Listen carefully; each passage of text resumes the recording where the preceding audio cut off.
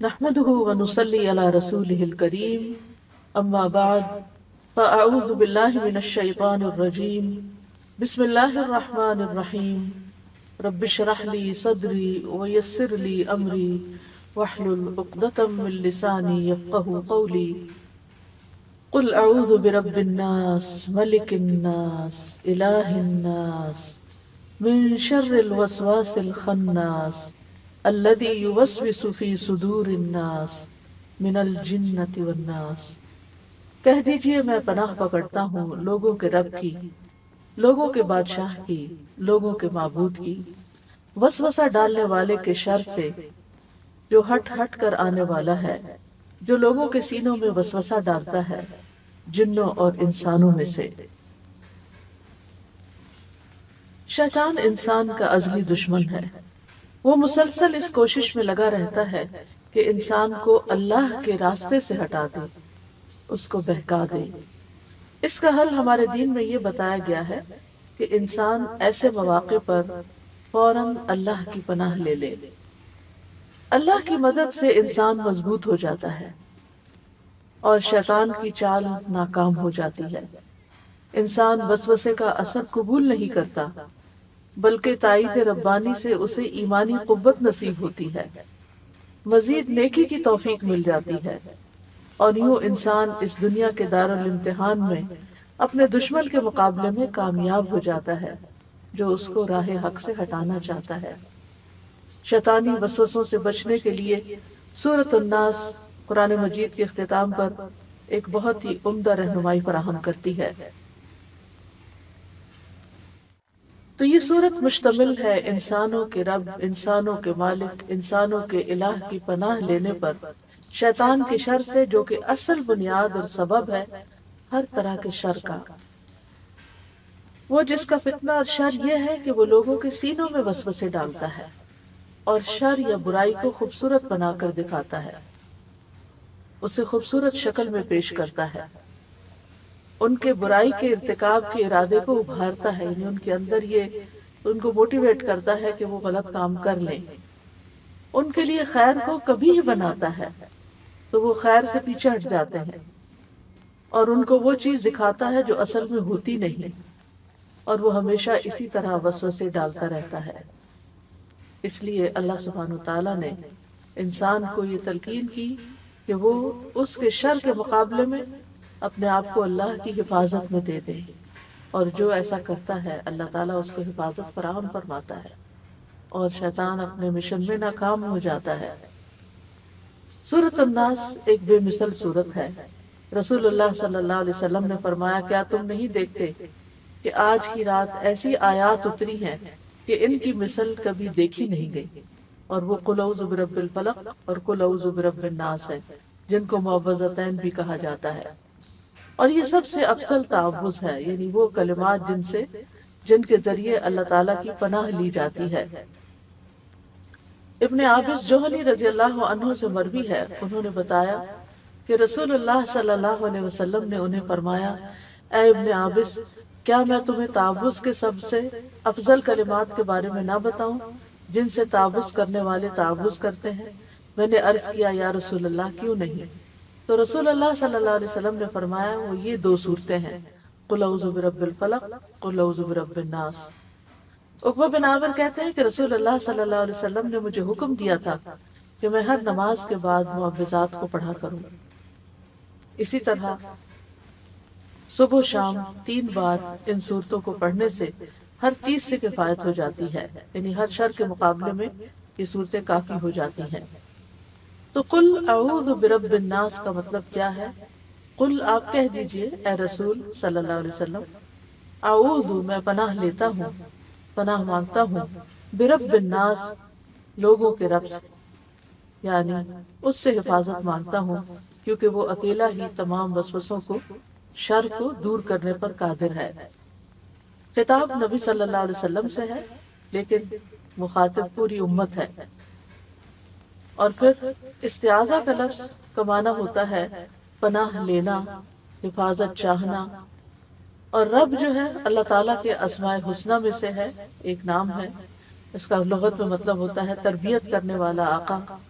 جو تخلیق میں، بادشاہت میں، نظام چلانے میں اکیلا ہو، خالق، مالک، مدبر۔ رب الناس وہ ہے جو لوگوں کا مربی ہے، ان کے معاملات کی اصلاح کرنے والا ہوتا ہے، کیونکہ رب وہ ہوتا ہے جو دوسرے کے کام کی تدبیر کو قائم کرے، اس کی حالت کی اصلاح کرے۔ اور رب الناس کہنے کی وجہ کیا ہے کہ اگرچہ وہ لوگوں کا رب ہے، وہ تمام مخلوق کا رب بھی ہے، لیکن لوگوں کا رب کہنے کی دو وجوہات ہیں۔ ایک تو یہ کہ لوگ قابل تعظیم ہیں، تو ان کا ذکر کر کے بتا دیا کہ اگرچہ وہ عظیم ہے لیکن وہ ان کا بھی رب ہے، یعنی اللہ رب العزت۔ اور دوسری وجہ یہ کہ اللہ نے لوگوں کو شر سے پناہ حاصل کرنے کا، یعنی اللہ تعالیٰ نے لوگوں کو شر سے پناہ حاصل کرنے کا حکم دیا ہے، تو اللہ نے ان کا ذکر کر کے بتا دیا کہ اللہ ہی ہے جو ان کو شر سے پناہ دے سکتا ہے۔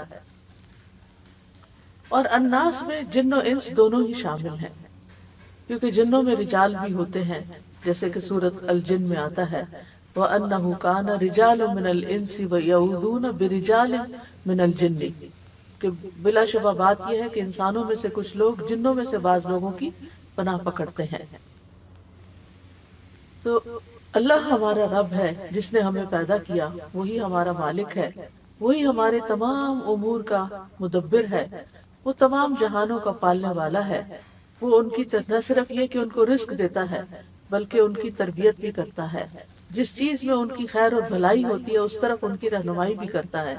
اور یہ خاص تربیت ہے جو اللہ تعالیٰ اپنے اولیاء کی کرتا ہے، یعنی رزق تو سب کو دیتا ہے، پیدا تو سب کو کیا ہے، لیکن رہنمائی اور خیر کی طرف رشد و ہدایت اپنے خاص بندوں کو عطا کرتا ہے۔ اور یہ بھی انسان کی اسی طرح ضرورت ہے جس طرح انسان کے لیے کھانا پینا ایک ضرورت ہے۔ ابراہیم علیہ السلام نے رب کی تعریف یوں کی تھی الذی خلقنی فہو یہدینی، کہ وہ جس نے مجھے پیدا کیا پھر وہ مجھے راستہ بھی دکھاتا ہے۔ والذی هو یطعمنی ویسقینی، وہی ہے جو مجھے کھلاتا ہے اور پلاتا ہے۔ واذا مرضت فہو یشفینی، اور جب میں بیمار ہوتا ہوں تو وہی مجھے شفا بھی دیتا ہے۔ والذی یمیتنی ثم یحیینی، وہی ہے جو مجھے موت دے گا پھر مجھے زندہ کرے گا۔ تو پیدائش سے آغاز کیا، زندگی کی بنیادی ضروریات کا ذکر کیا، اور پھر مرنے کے ذکر کے بعد دوبارہ پیدائش کا ذکر کیا۔ حقیقت یہ ہے کہ اللہ ہی بندوں کی ساری ضروریات پوری کرتا ہے، اس لیے بندوں کو اسی کی طرف پناہ لینی چاہیے۔ ابو ذر غفاری کہتے ہیں نبی صلی اللہ علیہ وسلم اپنے رب تبارک و تعالیٰ سے روایت کرتے ہیں، نبی صلی اللہ علیہ وسلم اپنے رب تبارک و تعالیٰ سے روایت کرتے ہیں کہ بے شک اللہ تعالیٰ فرماتا ہے اے میرے بندو تم سب گمراہ ہو سوائے اس کے جسے میں ہدایت دوں، بس تم مجھ سے ہدایت مانگو میں تمہیں ہدایت دوں گا۔ اے میرے بندو تم سب بھوکے ہو سوائے اس کے جسے میں کھلاؤں، تم مجھ سے کھانا مانگو میں تمہیں کھانا کھلاؤں گا۔ اے میرے بندو تم سب برہنہ ہو سوائے اس کے جسے میں لباس پہناؤں، تو تم مجھ سے لباس مانگو میں تمہیں لباس پہناؤں گا۔ اے میرے بندو تم سب دن رات گناہ کرتے ہو اور میں سارے گناہوں کو بخشتا ہوں، تو تم مجھ سے بخشش مانگو میں تمہیں بخش دوں گا۔ پھر فرمایا ملک الناس، وہ رب جو لوگوں کا بادشاہ بھی ہے۔ رب کے بعد یہاں ملک یا مالک کا ذکر ہے۔ ملک کا لفظ جو ہے اس کے ساتھ ملتے جلتے لفظ ملک اور مالک اور ملیک بھی ہیں، یعنی مراد اس سے کیا ہے کہ ہر طرح کا قبضہ اور ملکیت کا مالک اللہ ہے۔ اللہ تعالیٰ کے پاس مکمل اختیارات ہیں، ہر چیز کی اہلیت بھی ہے اور قوت بھی ہے۔ پھر اسی طرح یہ ہے کہ دونوں میں فرق یہ ہے کہ مالک وہ ہے جس کو کسی چیز کی ملکیت حاصل ہو، اور یہ لازم نہیں کہ اس کے لیے بادشاہت بھی ہو، اور ملک وہ ہوتا ہے جس کو بیک وقت بادشاہت اور ملکیت دونوں حاصل ہوتے ہیں۔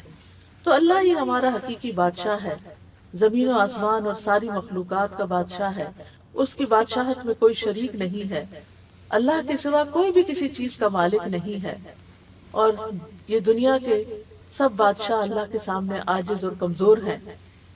زمین و آسمان اس کے قبضے میں ہے، وہ روزانہ رات کو اپنے بندوں کو پکار کے کہتا ہے انا الملک، میں ہوں بادشاہ، میں ہوں، کون ہے جو مجھ سے دعا کرے میں اسے قبول کر لوں، کون ہے جو مجھ سے سوال کرے تو میں اس کو عطا کر دوں، کون ہے جو مجھ سے بخشش طلب کرے تو میں اسے بخش دوں۔ یہ مسلسل طلوع فجر تک ہوتا رہتا ہے، اور آج کل رمضان کے دن ہے صبح اٹھنا تو ہوتا ہی ہے، سحری پکاتے ہوئے، سحری کھاتے ہوئے، دل میں زبان سے جس طرح بھی ممکن ہو انسان اپنے رب کی طرف رجوع کرے اور کچھ نہ کچھ اپنے لیے دعائیں مانگتا رہے، کیونکہ اللہ تعالیٰ فرماتے ہیں کون ہے جو مجھ سے بخشش طلب کرے تو میں اس کو بخش دوں، کون ہے جو دعا کرے تو میں دعا قبول کر لوں۔ یہ دعاؤں کی قبولیت کا ذکر ہے۔ پھر اس کے بعد الہ الناس کا ذکر کیا گیا کہ جو لوگوں کا الہ ہے، یعنی الہ کہتے ہیں معبود کو جس کی عبادت کی جائے۔ اللہ ہی صرف ایک الہ ہے، اس کے علاوہ کوئی الہ برحق نہیں، عبادت میں کوئی اس کا شریک نہیں، اور بندے کو صرف ایک ہی الہ کی ضرورت ہے۔ اور مخلوق کی تخلیق کا مقصد کیا ہے کہ اس رب کی، اس الہ کی عبادت کی جائے۔ اسی مقصد کے لیے تمام انبیاء بھیجے گئے اور انہوں نے اپنی اپنی قوموں کو ایک اللہ کی عبادت کی طرف بلایا۔ اور پھر ہم سب اس کے بندے ہیں، سبھی اس کے بندے ہیں، چاہے اس کو مانتا ہے یا نہیں، لیکن اس کے خاص بندے وہ ہیں جو اس کی اطاعت کرتے ہیں، جو اس کی عبادت میں اخلاص اپناتے ہیں۔ اور پھر اللہ کے کچھ خاص الخاص بندے بھی ہیں جن میں انبیاء علیہ السلام ہیں، اور یہ رسولوں کے ساتھ خاص ہے، جیسے اللہ تعالیٰ فرماتے ہیں وَاذْكُرْ عِبَادَنَا کے بعد انبیاء کا ذکر، پھر نوح علیہ السلام کے بارے میں فرمایا إِنَّهُ كَانَ عَبْدًا شَكُورًا، پھر نبی صلی اللہ علیہ وسلم کے بارے میں فرمایا سبحان الذی اسریٰ بعبدہ لیلا من المسجد الحرام الی المسجد الاقصی۔ تو ایک ہے عام مخلوق، ایک ہے خاص مخلوق، اور ایک ہے خاص الخاص، اور وہ انبیاء اور رسل۔ تو اللہ سبحانہ تعالیٰ ان سب کا رب ہے، یعنی اللہ سبحانہ تعالیٰ رب بھی ہے اور خالق بھی ہے، مالک بھی ہے، الہ بھی ہے، اور ان ساری صفات کے ساتھ اللہ کی پناہ لی گئی کس چیز سے؟ شیطان مردود کے وسوسوں سے، من شر الوسواس الخناس، یعنی اللہ تعالیٰ کی ربوبیت، الوہیت اور اللہ تعالیٰ کی ملکیت، ان صفات کے ساتھ اللہ کی پناہ لی گئی، اللہ کی مدد حاصل کی گئی، اور کس سے؟ وسوسوں کے خطرے سے، من شر الوسواس اور الخناس جو بار بار پلٹ کر آتا ہے۔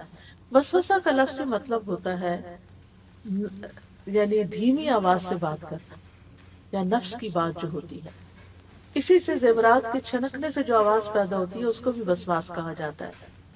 لغت میں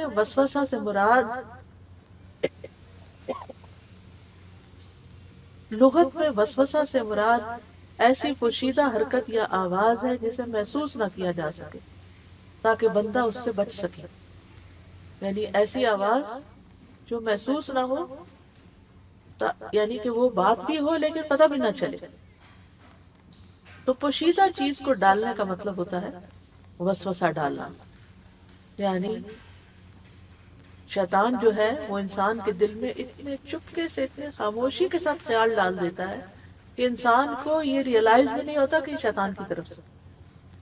دن میں کتنی دفعہ ہمیں یہ سوچ آتی ہے کہ میرا یہ خیال، میرا یہ گمان، میرے یہ تھنکنگ جو ہے یہ شیطان کی طرف سے، یا یہ وسوسہ ہے، یا میرے نفس کا شر ہے، کیونکہ آج کل رمضان میں شیطان تو بندے کہ نفس برائی، اور ان آخری راتوں میں بھی اور اس آخری عشرے میں بھی اگر ہمارے دل کے اندر نیگیٹو تھنکنگ آ رہی ہے، منفی خیالات آ رہے ہیں لوگوں کے بارے میں، اپنے کام کے بارے میں، عبادت کے بارے میں، پتہ نہیں قبول ہوئی ہے کہ نہیں، پتہ نہیں کوئی فائدہ ہوا ہے روزے رکھنے کا کہ نہیں، پتہ نہیں جو کچھ میں کر رہی ہوں یہ اچھا ہے بھی کہ نہیں، یہ سب شیطانی وسوسے ہیں، یا پھر آپ کے نفس کا شر ہے۔ نفس جو ہے وہ ان چیزوں پہ زیادہ راضی ہوتا ہے کہ جو عیش و عشرت والی ہوں، یا جن کی ظاہری چکا چوند بہت ہو، جس کو لوگ اپریشیٹ کریں، جس پہ واہ واہ ہو، جس پر ہمیں تعریف ملے، تو نفس عموماً ایسے کاموں پر خوش ہوتا ہے۔ لیکن خالص اللہ کے لیے، اللہ کی رضا کے لیے کام کرنے پر نفس بھی بڑی آسانی سے آمادہ نہیں ہوتا، اور اسی طرح یقین نہیں آنے دیتا کہ ہم جو کر رہے ہیں اللہ کی اطاعت اور عبادت کا کام یہی کرنا چاہیے اور اس کو چھوڑنا نہیں چاہیے۔ تو بہرحال شیطان کا وسوسہ ہو یا انسان کے دل میں پلٹ کے آنے والا خیال، اور پھر اس کے ساتھ چند باتیں اور بھی ملا کے ایک اچھی بھلی نیکی کے کام سے انسان رک جاتا ہے جب انسان ان خیالات سے مغلوب ہو جاتا ہے جو بار بار اس کے دل میں آ رہے ہوتے ہیں۔ تو یاد رکھیے کہ کوئی بھی ایسی چیز جو بار بار آپ کے دل کو پریشان کرے، سمجھو کہ یہ شیطان کا شر ہے یا میرے نفس کا شر ہے، فوراً اللہ کی پناہ لینی چاہیے، یہی صورت پڑھ لینی چاہیے۔ اور خناس کا مطلب ہوتا ہے بہت زیادہ پیچھے ہٹ جانے والا، یعنی یہ خنا سے یخنس کا مطلب ہے جب وہ پیچھے ہٹ جائے، یعنی وہ شیطان جو انسان کے ساتھ ہے، جس کو موکل بھی کہا جاتا ہے، یہ انسان کے لیے خواہشات کو مزین کرتا ہے، اور پھر جب انسان اللہ کا ذکر کرتا ہے تو پیچھے ہٹ جاتا ہے، لیکن پیچھے نہیں ہٹتا، پھر دوبارہ پلٹ کے آتا ہے۔ پھر جب انسان اللہ کا ذکر کرتا ہے پھر پیچھے ہٹ جاتا ہے، لیکن پھر اپنا کام نہیں چھوڑتا جب تک انسان دیکھ نہیں لیتا کہ اب یہ یا تو یہ باز آنے والا نہیں، یا یہ کہ اب یہ میرے ٹریپ میں آ گیا، پکڑ لیا میں نے شکار۔ تو اس لیے ہمیں ہر وقت چوکنا رہنے کی ضرورت ہے کہ جو باتیں ہم سوچ رہے ہیں کیا واقعی ان کی کوئی حقیقت بھی ہے یا نہیں ہے۔ اور الذی یوسوس فی صدور الناس، اور یہ وسوسے ہوتے کہاں ہیں؟ انسان کے سینے میں، جو دل کی طرف داخل ہونے کی جگہ ہے۔ تو سینے میں سے ہو کر آنے والے خیالات ہی دراصل دل پر وارد ہوتے ہیں، پہلے سینے پہ جمع ہوتے ہیں اور پھر دل میں داخل ہو جاتے ہیں، یعنی پہلے ایک لیئر ہوتی ہے، پھر اس کے بعد اگلی طرف اپنا رستہ بناتا ہے۔ اگر تو انسان اللہ کی پناہ لیتا ہے اور اس خیال کو جھٹک دیتا ہے اور اپنا محاسبہ خود کر لیتا ہے کہ میں جو سوچ رہا ہوں اس سے میرے دین کو فائدہ ہے یا میری آخرت کو فائدہ ہے، یا مجھے اس سے بہت ثواب ملنے والا ہے، یا یہ کہ میں ایک بہانہ ڈھونڈ رہا ہوں نیکی کے کام سے باہر نکلنے کا، تو اس طرح انسان اپنے آپ کا جب سیلف انالیسس کر لیتا ہے تو پھر اللہ حول ولا قوت الا باللہ پڑھتا ہے، یا اللہ کا اعوذ باللہ من الشیطان الرجیم پڑھتا ہے، یا تو اعوذ باللہ من الشیطان الرجیم من حمزہ ونفخہ ونفثہ، یا کوئی بھی ایسی دعا پڑھ لیتا ہے، یا ربی اعوذ بک من ہمزات الشیاطین اعوذ بک ربی ان یحضرون، یعنی جو بھی انسان پڑھتا ہے تو پھر انسان اس چکر سے باہر نکل آتا ہے اور شیطان دل میں نہیں جا کے جما سکتا۔ اور شیطان کے جو وسوسے ہیں کے بارے میں مقاتل کہتے ہیں کہ شیطان خنزیر کی شکل میں ہوتا ہے، وہ ابن آدم کی شریانوں میں اس طرح دوڑتا ہے جیسا کہ خون دوڑتا ہے۔ اللہ نے اس کو اس کام پر غلبہ دے دیا ہے، یعنی ایسا کر لیتا ہے وہ، اور اس کے وسوسے سے مراد وہ دھیمی آواز کے ساتھ اپنی اطاعت کی طرف دعوت دیتا ہے، وہ آواز ظاہر میں سنائی دیے بغیر دل تک پہنچتی، یعنی وہ آواز کی آواز نہیں ہوتی، وہ وسوسہ جو ہے وہ ایسی آواز ہے جس کی ساؤنڈ نہیں ہوتی، لیکن وہ آہستہ آہستہ دھیرے دھیرے دھیرے دل پر جا کے اٹیک ہے۔ اور یاد رکھیے ہمارا سارا جسم جو ہے وہ دل کے تابع، جب کوئی چیز دل کو جا پکڑتی ہے تو وہ سب جگہ پھیل جاتا ہے، اور دل سے ہی خون پمپ ہوتا ہے، اور شیطان خون کی طرح دوڑ رہا ہوتا ہے، تو وہ پھر ہمارے سارے اعضاء کو حتیٰ کہ سوچنے سمجھنے کی صلاحیت کو بھی معطل کر کے رکھ دیتا ہے، اور ذکر سے غفلت کی حالت میں خاص طور پر شیطان وسوسے ڈالتا ہے۔ قتادہ کہتے ہیں انسان کے سینے میں شیطان کی اسی طرح توتنی ہوتی ہے جس طرح کتے کی توتنی ہوتی ہے، تو جب ابن آدم اللہ کے ذکر سے غافل ہو جاتا ہے تو وہ اس میں وسوسہ ڈالتا ہے، اور جب بندہ اپنے رب کا ذکر کرتا ہے تو پیچھے ہٹ جاتا ہے۔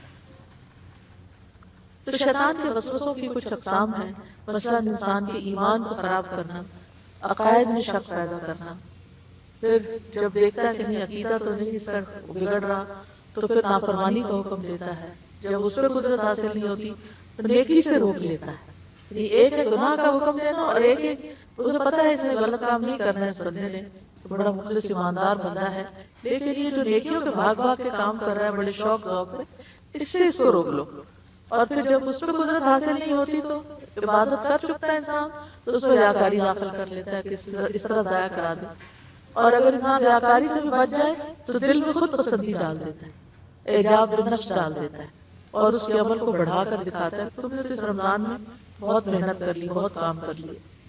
اسی وجہ ہے کہ وہ دل میں حسد، کینے اور غصے کی آگ کو دہکاتا ہے، یعنی یہ بھی شیطان کا شر ہوتا ہے کہ انسان کے اندر حسد پیدا کرتا ہے، کینہ یعنی کوئی دل میں بات آ گئی کسی کے خلاف جانے نہیں دیتا، پلٹ پلٹ کے وہی سوچواتا ہے، اور غصے کی آگ کو دہکاتا ہے، یہاں تک کہ انسان کو برے اعمال اور کبھی حالات کی طرف کھینچ کے لے جاتا ہے۔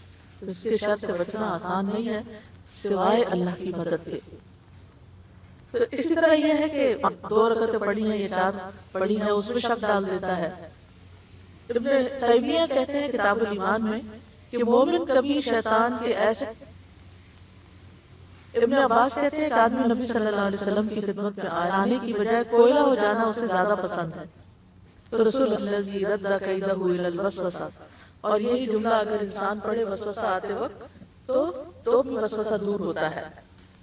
یعنی اس وسوسے کا پیدا ہونا اور انسان کے دل میں اس کی کراہیت ہونا، اس کا اس وسوسے کو دل سے دور ہٹانا، یہی خالص ایمان کی علامت ہے. جیسا کہ ایک مجاہد کی مثال ہے، اس کے پاس دشمن حملہ کرنے کے لیے آ جائے تو وہ دفاع کرتا ہے، اس کو دور ہٹاتا ہے، یہاں تک کہ اس پر غالب آ جاتا ہے، اور یہ بہت بڑا جہاد ہوتا ہے. یہاں تک کہ ابن تیمیہ کہتے ہیں یہی وجہ ہے کہ طلبہ علم اور اللہ کے خاص بندوں کو، یعنی طلبہ علم جو طالب علم جو ہیں اور اللہ کے خاص بندوں کو ایسے وسوسے اور شبہات لاحق ہوتے ہیں جو دوسروں کو نہیں آتے، کیونکہ دوسرے اللہ کی شریعت اور اس کے منہج پہ نہیں چل رہے ہوتے، بلکہ وہ اپنی خواہشات پر ہی جھکے ہوئے ہوتے ہیں اور اپنے رب کے ذکر سے غافل ہوتے ہیں، اور یہی شیطان کا مقصد ہے. ان کے برعکس وہ لوگ جو علم اور عبادت کی صورت میں اپنے رب کی طرف متوجہ ہوتے ہیں، شیطان انہی لوگوں کا دشمن ہے. یہ ان کو اللہ سے روکنا چاہتا ہے، خیر کے کام سے روکنا چاہتا ہے. اسی طرح آپ دیکھیں کہ مل جل کے کام کرنے میں کتنی برکت ہے، لیکن جو لوگ دین کا کام مل جل کر کر رہے ہوتے ہیں ان پر اور طرح کے وسوسے لا کے ڈالتے ہیں کہ تمہاری تو کوئی قدر ہی نہیں، تمہاری کوئی قیمت ہی نہیں، تمہاری کوئی ویلیو ہی نہیں، تمہیں تو کوئی پوچھتا نہیں، تمہاری تو کوئی یعنی تو تمہاری کوئی شان و شوکت ہی نہیں، لوگ تمہاری عزت ہی نہیں کرتے، کوئی تمہاری بات نہیں سنتا، تو تمہیں کیا فائدہ، تم خود اپنا کچھ کر لو. اور اسی طرح کے وسوسوں میں آ کے بہت سے لوگ اجتماعیت سے نکل جاتے ہیں، جس کے نتیجے میں نہ وہ اکیلے کچھ بہت بڑی پرفارمنس اختیار کرتے ہیں ہوتی ہے ان سے، اور نہ ہی پھر دین کو کوئی فائدہ ہوتا ہے. پھر اسی طرح یہ ہے کہ وسوسوں کی پہچان یہ ہے کہ انسان، یعنی پہچان اس طرح ہوتی ہے کہ انسان جس چیز کو بڑے ذوق و شوق اور ایمان کے جذبے کے ساتھ کر رہا ہوتا ہے، وہ جذبہ ٹھنڈا پڑنے لگتا ہے، وہ ایمان کمزور ہونے لگتا ہے. پھر یہ ہے کہ وسوسوں کا آنا جو ہے یہ شیطان کا مکر و فریب ہے. جو وسوسوں کو قبول کر لیتا ہے اس کا ایمان کمزور ہوتا ہے. وسوسوں کا آنا ایمان کی کمزوری نہیں، وہ تو مومن ہر ایک کے دل میں کچھ نہ کچھ ڈالے گا، لیکن اس کو قبول کر لینا، اسے ایکسیپٹ کر لینا، اس کو فیکٹ سمجھ لینا، یعنی ان خیالات کو حقیقت بنا لینا، یہ ایمان کی کمزوری کی دلیل ہے. تو جو شخص وسوسوں کے پیچھے نہ پڑے اور اپنے رب پر بھروسہ کر لے، اس کا ایمان مضبوط ہے، اور اگر ایسا کر لیتا ہے تو مزید پہلے سے بھی زیادہ مضبوط ہو جاتا ہے. اور جو وسوسے کی پیروی کر لے تو اس کا ایمان کمزور ہے اور پھر وہ اس کو اور نیچے دھکیلتا ہے. لیکن یاد رکھیے کہ شیطان کے وسوسوں میں بذات خود کوئی طاقت نہیں ہے، یہ انسان ہی اس کو قبول کر کے طاقت دیتا ہے یا ریجیکٹ کر کے ان کو کمزور کر دیتا ہے. ان کید الشیطان کان ضعیفا. اب یہ آپ کے اوپر ہے کہ آپ اسے ایکسیپٹ کر لیتے ہیں یا ریجیکٹ کر دیتے ہیں. پھر یہاں پر فرمایا من الجنۃ والناس، کہ یہ وسوسے جن بھی ڈالتے ہیں اور انسان بھی ڈالتے ہیں. یعنی شیطان کی طرح انسانوں کا بھی انسانوں کے اندر وسوسے ڈالنے کا عمل ہوتا رہتا ہے. اور رمضان میں اگر شیطان قید ہیں تو بعض اوقات انسانوں کو اپنے نفس کے علاوہ دوسرے ایسے انسانوں سے بھی واسطہ پڑتا ہے جو اس کے اندر وسوسے ڈالتے ہیں، اور وہ بہت مخلص ہو کر آتے ہیں. قرآن مجید میں ان کو شیاطین الانس والجن کہا گیا ہے، انسانوں کے شیطان اور جنوں کے شیطان. تو وسوسہ ڈالنے والے دو طرح کے شیطان ہیں، من الجنۃ والناس، جو سینوں میں وسوسے ڈالتے ہیں، اور جن کا وسوسہ جن کا وسوسہ جو ہوتا ہے نا جنوں کا، وہ پوشیدہ ہوتا ہے. انسانوں کا وسوسہ جو ہے وہ اعلانیہ ہوتا ہے، کھلم کھلا ہوتا ہے. قرآن مجید میں آتا ہے وَكَذَلِكَ جَعَلْنَا لِكُلِّ نَبِيٍّ عَدُوًّا شَيَاطِينَ الْإِنسِ وَالْجِنِّ. اور اسی طرح ہم نے ہر نبی کے لیے انسانوں اور جنوں کے شیطانوں کو دشمن بنا دیا. یعنی انسانوں اور جنوں کے شیطانوں کو دشمن بنا دیا. کس کا؟ انبیاء. اسی طرح نیک لوگوں کے بھی یہ دشمن بن جاتے ہیں. قتادہ کہتے ہیں کہ جنات میں سے بھی شیاطین ہیں اور انسانوں میں سے بھی شیاطین ہیں، تو ہم جنوں اور انسانوں کے شیاطین سے اللہ کی پناہ طلب کرتے ہیں. پھر جنات کی تخلیق جو ہے، یعنی انسانوں اور فرشتوں کے علاوہ ایک تیسری مخلوق جن بھی ہیں، اور ان کی تخلیق جو ہے وہ آگ سے ہوئی ہے. وَخَلَقَ الْجَانَّ مِن مَارِجٍ مِّن نَّارٍ. اور جن کو آگ کے شعلے سے پیدا کیا. اور جنات کی تخلیق کا مقصد بھی اللہ کی عبادت کرنا ہے. اور جن کی وجہ تسمیہ کی کیا ہے؟ جن کو جن کیوں کہا جاتا ہے؟ کیونکہ وہ انسانوں کی نظروں سے اوجھل ہوتے ہیں، انسان ان کو دیکھ نہیں پاتا. جیسے باغ کو جنت کہا گیا کیونکہ اس کے درختوں کی ٹہنیاں ایک دوسرے کے اندر لپٹی ہوئی ہوتی ہیں.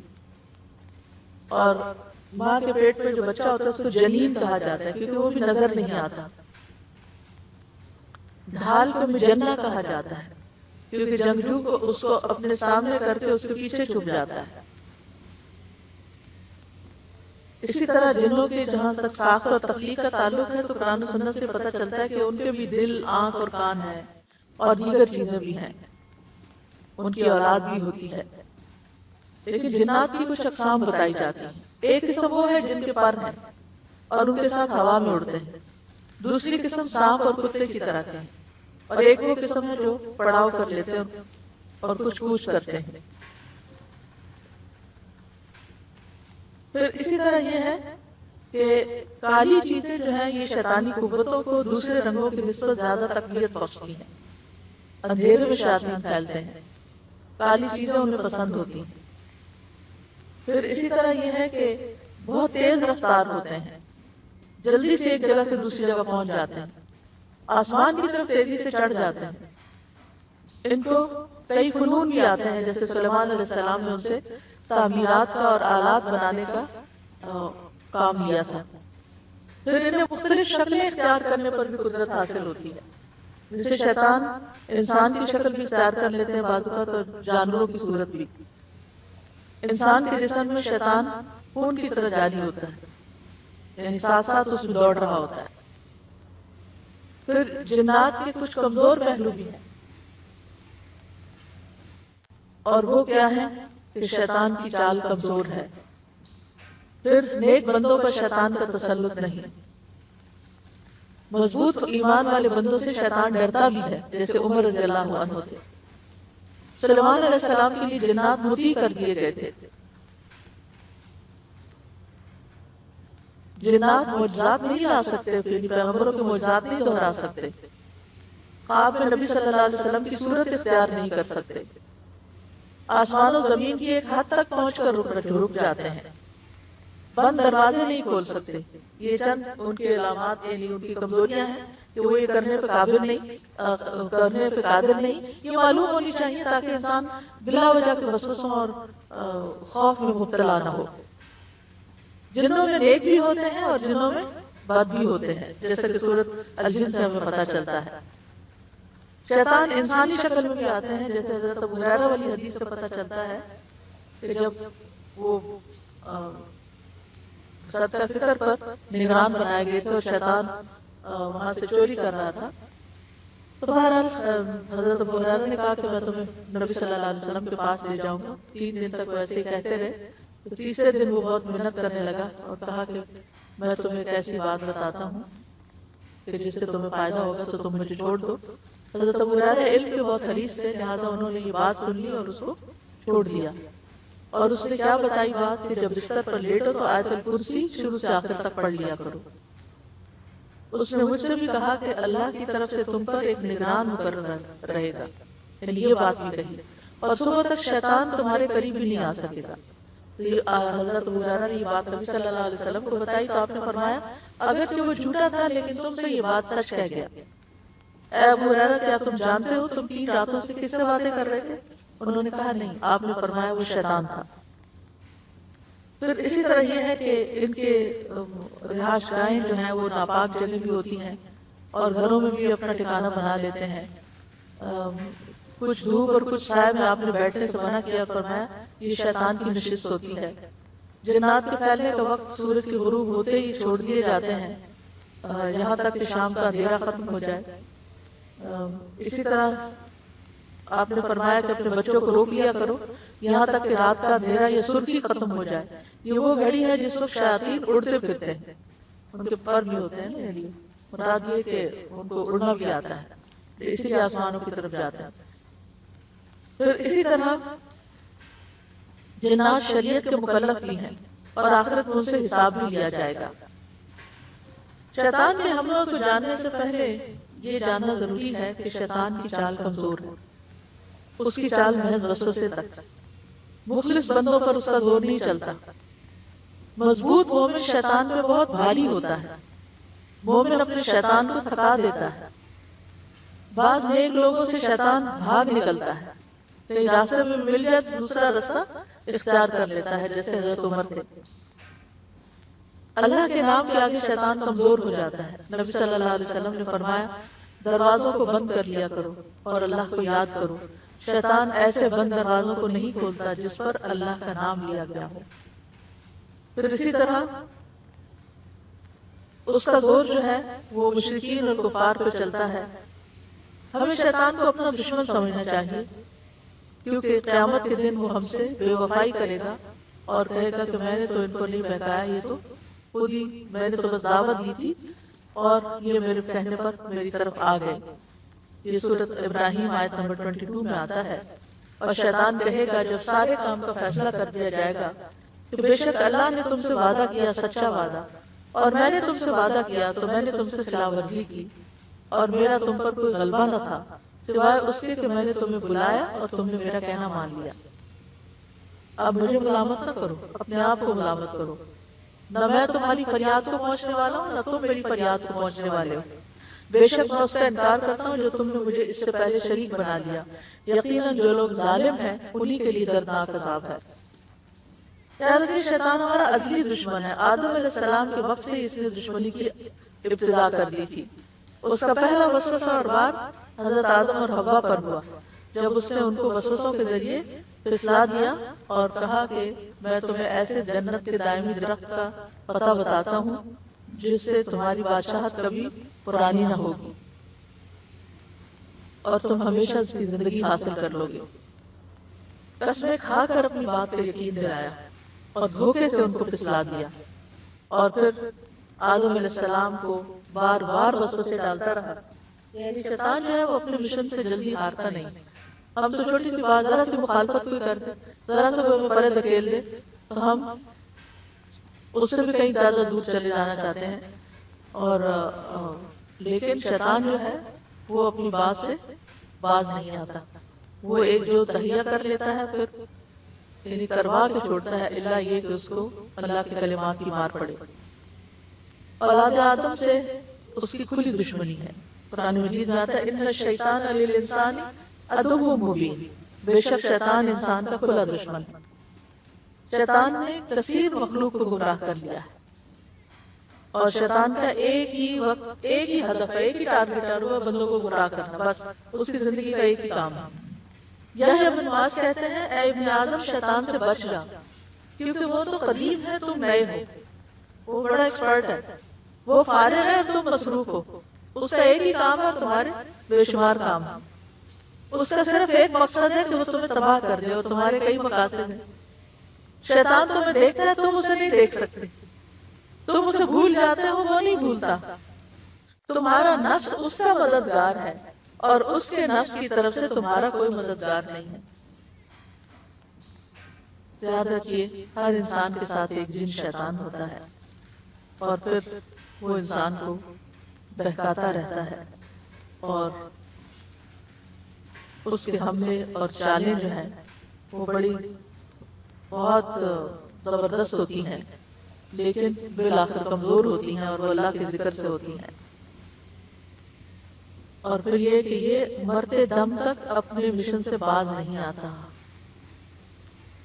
اللہ کی ذات کے بارے میں حملے کرتا ہے ہم پر، اللہ کے بارے میں شک ڈالتا ہے دل میں، بری بری باتیں بازو پر ڈالتا ہے، کفر اور شرک کا ارتکاب کرواتا ہے، صراط مستقیم سے روکتا ہے، اطاعت سے نکلوا دیتا ہے، اللہ کی نافرمانی کے کام کرتا ہے، دین میں طرح طرح کے فتنے پیدا کرتا ہے، عبادت میں خلل پیدا کرتا ہے، نماز پڑھنے والے کو وسوسے ڈالتا ہے، نماز میں پلٹ پلٹ کر وسوسے ڈالتا ہے۔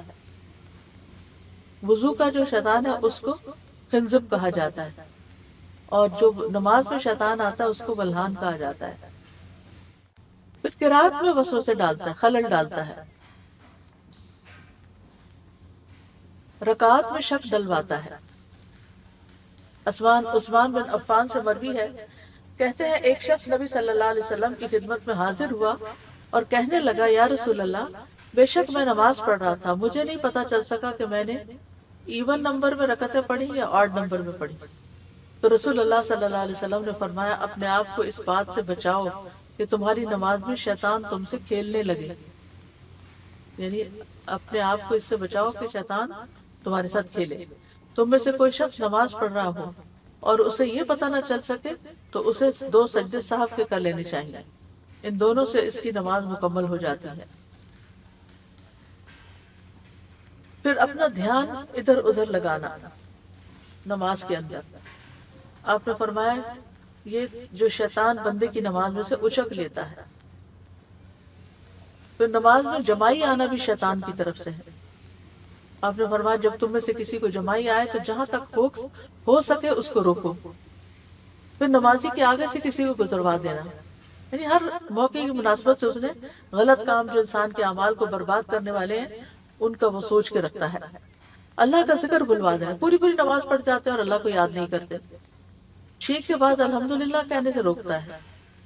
مجاہد بیان کرتے ہیں کہ عبداللہ بن عمر رضی اللہ عنہ کہ ایک لڑکے کو چھینک آئی، یا تو وہ ابو بکر تھا یا ابو عمر، اس نے کہا آپ، اس پر ابن عمر نے کہا آپ کیا ہے؟ آپ تو شیطانوں میں سے ایک شیطان کا نام ہے۔ اس نے چھینک اور الحمدللہ کے درمیان اس نام کو داخل کر دیا تاکہ انسان اللہ کا نام نہ لے اور لفظ بولتا رہے۔ پھر ذکر سے غافل کرتا ہے، جب انسان ذکر کر رہا ہوتا ہے تو وہ کہتا ہے فلاں چیز یاد کرو، فلاں چیز یاد کرو، یہاں تک کہ انسان نماز سے بھی فارغ ہو جاتا ہے اور اس کو یاد بھی نہیں ہوتا کہ اس نے کتنی رکعتیں پڑھی، یا ذکر کے وقت سلا دیتا ہے۔ عبداللہ رضی اللہ عنہ کہتے ہیں کہ اللہ کو یاد کرو تو شیطان کی طرف سے نیند آ جائے گی، اگر چاہو تو تجربہ کر کے دیکھ لو، جب کوئی خوابگاہ میں لیٹے تو اللہ عز و جل کو یاد کرے، یعنی جو کچھ لوگ ایسے ہوتے ہیں جن کو رات کو دیر سے نیند آتی ہے بستر پہ جانے کے بعد، تو وہ اللہ کا ذکر شروع کر دیں جلدی آ جائیں گے۔ پھر اسی طرح وہ خیر کے کاموں میں رکاوٹیں ڈالتا ہے، خیر کے رستوں پر بیٹھ جاتا ہے،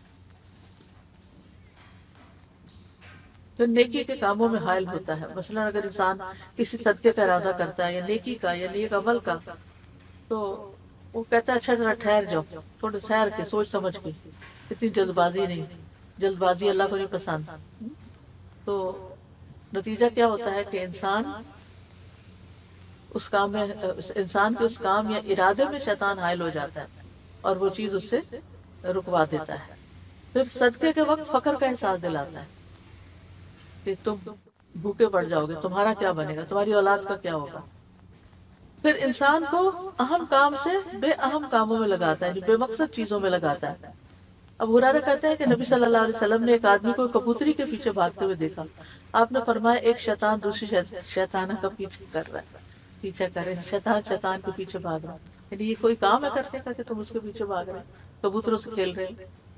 پھر برے کاموں کو مزین کرتا ہے، برائی اور بے حیائی کے کام کرواتا ہے، لباس میں بے حیائی کرواتا ہے، برے اعمال مزین کروا دیتا ہے، اپنی آواز سے بہکاتا ہے، لوگوں کو گانے بجانے میں لگاتا ہے، خواہش کے راستے سے آتا ہے۔ شیطان عورت کے ذریعے حملہ کرواتا ہے۔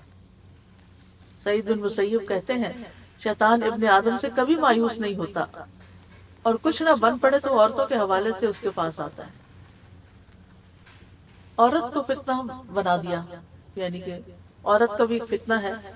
تو آپ نے فرمایا کوئی مرد کسی عورت کے ساتھ تنہا نہیں ہوتا مگر اس کے ساتھ تیسرا شیطان ہوتا ہے۔ پھر اسی طرح ہر نظر میں، بری نظر میں شیطان کی ہرس ہوتی ہے۔ نبی صلی اللہ علیہ وسلم نے فرمایا گناہ دلوں پر غلبہ پاتے ہیں اور ہر نظر میں شیطان کی گمراہ کرنے کی ہرس ہوتی ہے کہ اس کے ذریعے اس کو اور غیر ضروری چیزوں میں ملوث کر دے۔ آپس کے تعلقات میں خرابیاں پیدا کرتا ہے، عداوت اور نزاع پیدا کرتا ہے، آپس میں لڑائیاں ڈلواتا ہے، انسانوں میں فتنے پیدا کرتا ہے، میاں بیوی کے درمیان جدائی ڈالتا ہے، شوہر کو بیوی پر غصہ دلاتا ہے، آپس میں لڑوا کر غصہ دلواتا ہے، بچوں کے درمیان حسد پیدا کرتا ہے۔ پھر یہ ہے کہ بیت الخلاء میں جاتے ہوئے تعوذ پڑھنا چاہیے، اللہم انی اعوذ بک من الخبث والخبائث۔ پھر کتے کے بھونکنے اور گدھے کی آواز سن کر پھر گھبراہٹ کے وقت اعوذ بکلمات اللہ التامۃ من غضبہ وشر عبادہ ومن همزات الشیاطین وان یحضرون. پھر رقیہ کرتے وقت، مسجد میں داخل ہوتے وقت، کسی منزل پہ اترتے وقت، برا خواب دیکھتے ہوئے، پھر عقائد پر اگر شیطانی وسوسے آ رہے ہوں، اللہ کے بارے میں شک ہو یا آخرت کے بارے میں، تو اس وقت، پھر صبح و شام. پھر اسی طرح یہ ہے کہ کرنے کے کاموں میں یہ ہے کہ وسوسوں سے اعراض برتے، دل کو اتنا چمکا کے رکھے کہ ذرا سا بھی وسوسہ آئے تو فوراً آپ الرٹ ہو جائیں. اور یہ تقوی والوں کے لیے ہوتا ہے. اذا مسهم طائف من الشیطان تذکروا فاذا هم مبصرون، کہ وہ ایک دم الرٹ ہو جاتے ہیں کہ نہیں نہیں نہیں، یہ تو بالکل بہت منفی بات ہے، نیگیٹو تھنکنگ ہے، شیطان کا وسوسہ ہے، مجھے اس کو چھوڑ دینا ہے. اور پھر اعراض برتنا ہے وسوسوں سے، کیونکہ شیطان تو چاہتا ہے کہ انسان کو آکیوپائیڈ رکھے. پھر اسی طرح یہ ہے کہ وسوسوں سے جان چھڑانے کے کئی ایک راستے ہیں. مثلا جتنے بھی ہمارے کام ہیں نا، ان کے شروع میں بسم اللہ پڑھی جائے. کھانا پینا، لباس پہننا، اسی طرح پھر یہ چیز شیطان کے وسوسوں سے حفاظت کا ذریعہ بن جاتی. پھر اللہ کے کتاب کے ایک مقرر حصے کی تلاوت لازمی کرنی چاہیے. روزانہ روح پڑھیں. رمضان میں تو لوگ ایک سپارہ روزانہ کا پڑھ ہی لیتے ہیں، لیکن بعد میں پھر بھول جاتے ہیں. تو اپنی ہیبٹ بنائیں کہ نو میٹر واٹ، تنگی ہو خوشحالی ہو، ہر روز چاہے سپارہ پڑھیں یا آدھا پڑھیں یا رب پڑھیں، لیکن کچھ نہ کچھ مقرر کر کے ضرور پڑھیں. پھر مسجد میں نماز با جماعت، یہ مردوں کے لیے ہے. سنت موقدہ اور قیام اللیل پر دوام. جب وضو ٹوٹے دوبارہ وضو کر لیا جائے. اور اللہ کی تخلیق میں غور و فکر کرنا، باہر نکل جانا، واک پہ درختوں کو دیکھنا، قدرت کے نظارے دیکھنا، اس سے انسان کا دھیان بڑھ جاتا ہے. شیطان کا خیال اور دل میں آنے والی بات، مثلا کسی نے آپ کو ہرٹ کر دیا، اب شیطان کو موقع مل جاتا ہے کہ اس شخص سے آپ کو اور بدگمان کرے. نتیجہ کیا ہے کہ وہ بار بار وہی خیال ڈالتا ہے، یہ اس نے تمہیں کہا، یہ کہا، یہ کہا، یہ کہا. انسان بھولتا ہی نہیں، اس بہتر ہے نکل جائے کہیں اور اللہ کی تخلیق پر غور و فکر کرے. کیونکہ یہ جو تکلیف ہے نا شیطانی، یہ تو پیغمبروں کو بھی اس نے دی تھی. ایوب علیہ السلام نے کہا تھا کہ شیطان نے مجھے سخت تکلیف اور عذاب میں ڈال دیا ہے. تو شیطان کے اکساہٹوں اور وسوسوں سے پناہ لینی چاہیے. بستر پہ جاتے ہوئے، بستر سے صبح و شام، پھر سواری پر آیت الکرسی وغیرہ پڑھنا. شیطان کے مقابلے میں اسلحہ بردار فرشتوں کا حصول. جو شخص لا الہ الا اللہ وحدہ لا شریک لہ لہ الملک و لہ الحمد یحیی و یمیت وہو علی کل شیء قدیر، مغرب کے بعد 10 بار پڑھے، اللہ تعالیٰ اس کی حفاظت کے لیے اسلحہ بردار فرشتے مقرر کر دیتے ہیں جو اس کی صبح تک شیطان سے حفاظت کرتے ہیں. تو یہاں پر الحمدللہ ہمارا قرآن کے موتی پروگرام کا اختتام ہوتا ہے. اللہ سبحانہ وتعالیٰ سے دعا ہے کہ وہ ہم سب سے قبول کرے اس کام میں جس جس کا حصہ ہے، اور جس جس نے اس کو سنا ہے، آگے لوگوں تک پہنچایا ہے، اور تحریری شکل میں اور جس بھی شکل میں جس نے جو بھی اس کام میں اپنا حصہ ڈالا ہے. میں خاص طور پر شکریہ ادا کروں گی اپنی آڈیو ٹیم کا، جنہوں نے بہت محنت کے ساتھ، جاں پیشانی کے ساتھ راتوں کو جاگ کر اس کو ایڈٹ کر کے لوگوں کے لیے آگے شیئر کرنے کے لیے اس کو اویلیبل کیا ہے. اللہ سبحانہ تعالیٰ سب کا یعنی کہ ہم نہیں جانتے کہ کس کس کا کس طرح کتنا حصہ ہے. اللہ سبحانہ تعالیٰ سب کا قبول کرے، جنہوں نے محنت کی، ریسرچ کی اور ساری چیزوں کو تیار کیا. اللہ سبحانہ تعالیٰ سب سے قبول فرمائے. اور انشاءاللہ اس کے بعد اب کل سے ہم فقہ القلوب اسی ٹائم پر پڑھیں گے تاکہ کوئی گیپ نہ آئے. اللہ کے ذکر اور اللہ کے دین کا علم ہم سیکھتے رہیں، کیونکہ دین کا علم سیکھنا جو ہے وہ جنت کا راستہ ہے. تو وہ انسان کی زندگی کا کوئی دن ایسا نہ جائے کہ جس میں اس نے کچھ علم حاصل نہ کیا. اور اپنے خاص سجدوں کی دعاؤں میں ربی زدنی علما پڑھا کریں. مختصر سی دعا ہے، لیکن جب تراویح وغیرہ پڑھ رہے ہوتے ہیں تو اس وقت بھی. اور اس کے علاوہ یہ ہے کہ ہم سب، اور انشاءاللہ ویکنڈ پہ اب تدبر قرآن سورۃ الکہف دوبارہ ریزیوم ہو جائے گی. ویکنڈ کا ٹائم انشاءاللہ 12 بجے ہوگا، 12 سے 1:30 بجے تک، لیکن ویک ڈیز کا ٹائم یہی 2 بجے ہوگا. اور 2 جون سے انشاءاللہ ہم شروع کریں گے قیامت کی نشانیاں، کیونکہ اس موضوع پر بھی کافی غلط فہمیاں پائی جاتی ہیں. تو قرآن و سنت ہمیں کیا بتاتا ہے اور پھر ہمارے کرنے کے کام کیا ہیں وہ جاننا ضروری ہے. تو امید ہے کہ آپ سب ہمارے ساتھ رہیں گے ان پروگرامز میں. اللہ تعالیٰ سب کو استقامت عطا کرے اور رمضان کے بعد ہماری ہم واقعی رمضان سے اس حال میں نکلیں کہ ہمارے اندر تقوی پیدا ہو چکا ہو، اور ہم پہلے سے پچھلے یعنی رمضان شروع ہونے سے پہلے جس حال میں تھے اس سے بہتر اپنی زندگی کا آغاز کریں. جو بھی دن باقی رہ گئے ہیں اللہ تعالیٰ ان میں ہمیں بہترین طریقے سے عبادت کی توفیق عطا فرمائے اور ہم سے راضی ہو جائے اور ہم سب کی دعائیں قبول فرمائے.